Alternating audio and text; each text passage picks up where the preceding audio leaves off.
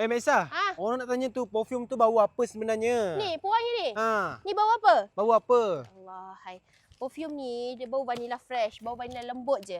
Hari ni kau tahu tak? Aku ni sebenarnya nak tukar dah perfume kereta dalam kereta Ikenai ni. Nampak ni? Oi, Tapi kereta dia kunci pula.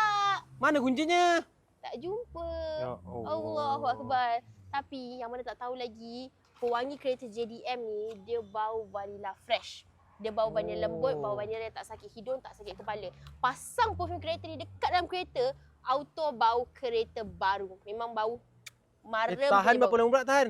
Tahan berapa lama? Satu keping pewangi kereta ni tahan 1 sampai 3 minggu. Kalau bau dah habis, jangan buang. Jangan membazir. Spray je perfume sendiri. Automatik. Bau dia lagi kuat, lagi tahan, lagi lama. Nak dapat kat mana ni? Nak dapat kat Nak mana dapat ni? kat mana? Allahu Akbar. Tekan dekat beg kuning. Mek Esa dah tak dekat beg kuning. Jangan ambil satu keping. Ambil satu kotak terus. Lagi jimat, lagi baloi. Ambil tu satu kotak. Kita bagi siap kotak premium tau. Sekarang tengok dekat beg kuning.